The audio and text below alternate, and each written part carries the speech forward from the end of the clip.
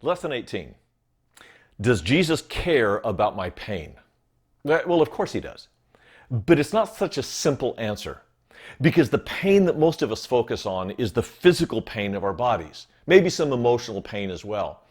But Jesus is concerned about a far deeper pain that we experience. It's the sin sickness. And so as we continue to look at miracles, instead of just looking at the miracles that make you say, wow, we're going to look at signs that make you say, oh, because they point to something. So let's take a look at one of Jesus' healing miracles that took place on a Sabbath. He had just come out of the synagogue, preaching in the synagogue, and a demon manifested itself. And Jesus cast the demon out, yes, on the Sabbath. Yes, it causes problems. After the synagogue service is over, they go not too far, right to Peter's house.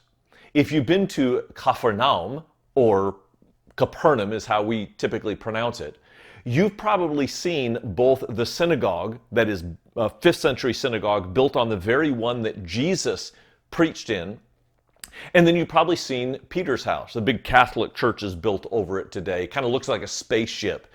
Below is this octagonal home that looks like it was Peter's. That won't get into the architectural or archaeological details right now, but it seems to me that is Peter's house. So he's not far. And when he goes to Peter's house, Peter's mother-in-law, yes, he was married, was sick with fever. Actually, the Greek word is fevers. It looks something like malaria. Verse 29. And immediately he left the synagogue and entered the house of Simon and Andrew with James and John. Peter's mother-in-law is deathly ill. It looks like she might have malaria because the Greek word is not fever, but fevers. And Matthew and Mark only focus on the fact that Jesus touched her, bringing healing. But Luke introduces a really interesting thought. Luke 4, verse 39. And he stood over her and rebuked the fever, and it left her. And immediately she rose and began to serve them.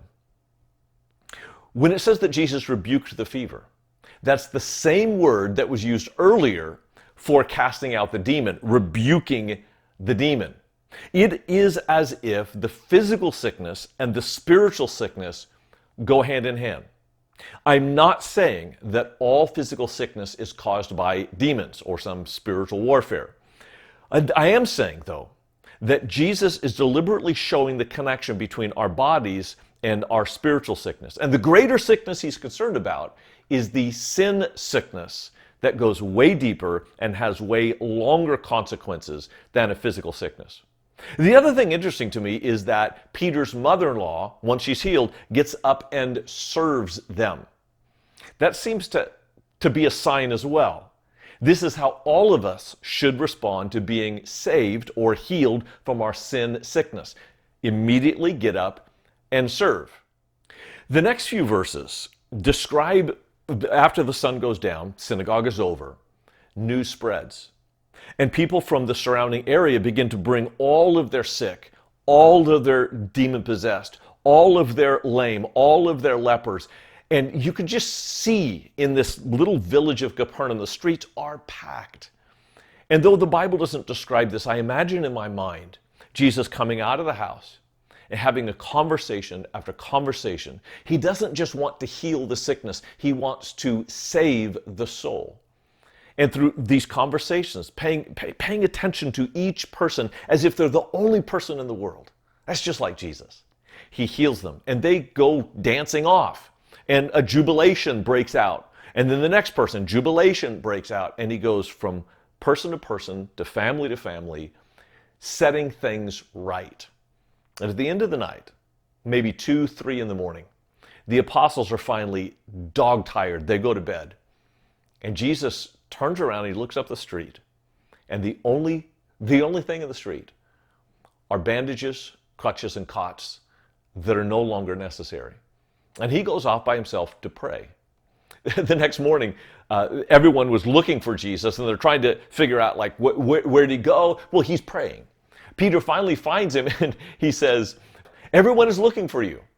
And he said to them, "Let us go on to the next towns, that I may preach there also. For that's why I came out."